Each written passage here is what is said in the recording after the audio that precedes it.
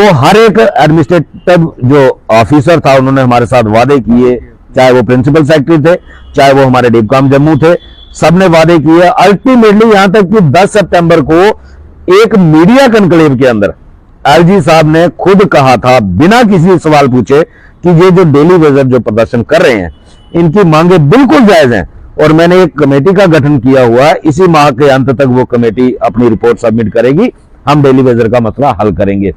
उस बात को भी 1.25 साल हो गया, आज तक उस आने वाले नव वर्ष की सभी देशवासियों को शुभकामनाएं।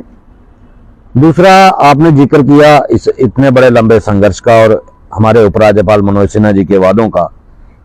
तो जब जम्मू कश्मीर के अंदर एलजी मनोज सिन्हा जी का प्रवेश हुआ था तो हमारे मीडिया के जितने भी लीडिंग न्यूज़पेपर्स थे उनमें एक हेडलाइन छपी थी कि मनोज सिन्हा जी जम्मू के उपराज्यपाल बनाए गए हैं और मनोज सिन्हा जी को पूरे देश के अंदर विकास पुरुष के नाम से जाना जाता है।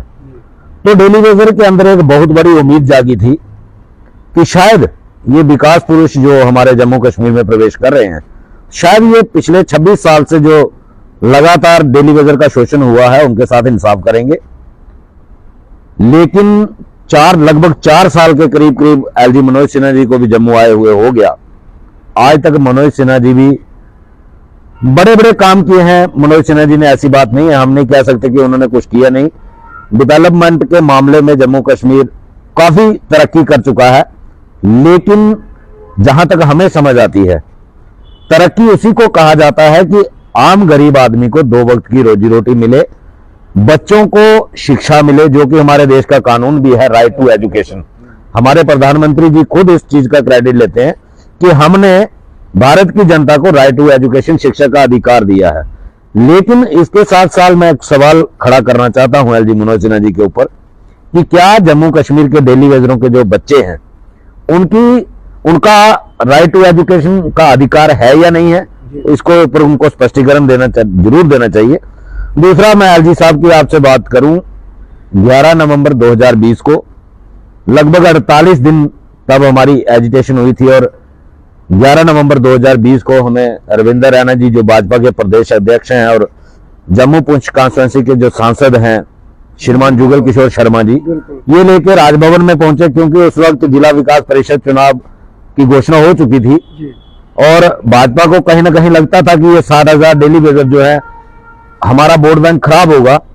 तो हमें एलजी साहब के साथ मिलवाया राजभवन में और एलजी साहब को जब हमने अपने पूरे मसले बताए तो एलजी साहब के मुंह से ये खुद निकला था कि जम्मू के लोगों के साथ बहुत धोखा हुआ है, जम्मू के लोगों के साथ बेइंसाफी हुई है।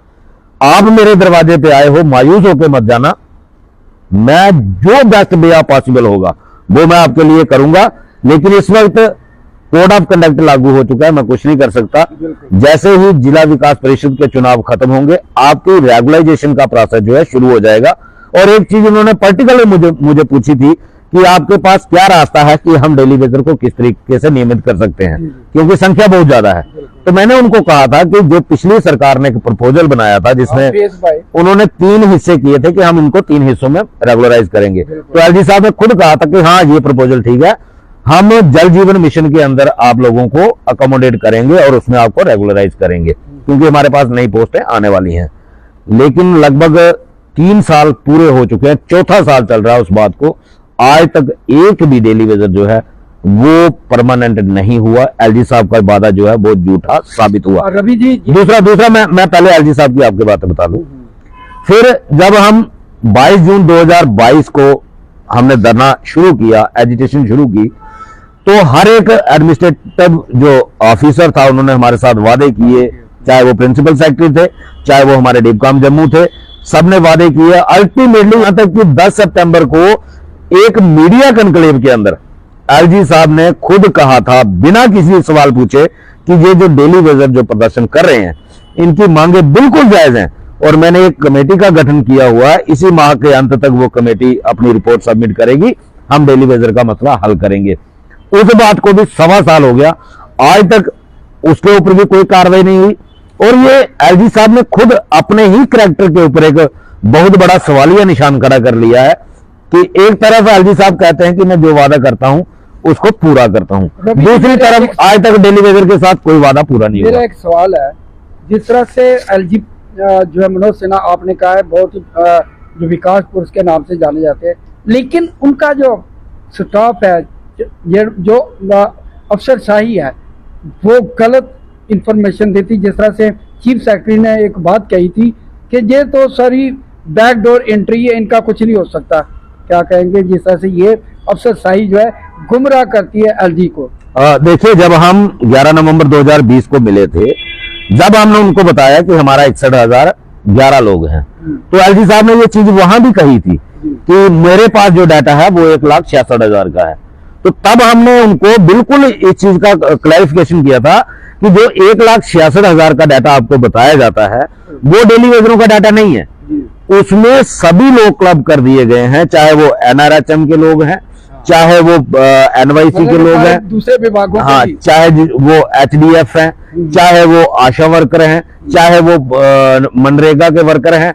लेकिन डेली वेजर कैटेगरी एक अलग कैटेगरी है, जो 2014 में 61,011 लोग ऑथेंटिक हुए थे और कैबिनेट की सब कमेटी ने डाटा फाइनलाइज किया था। उसमें से भी 12,000 डेली वेजर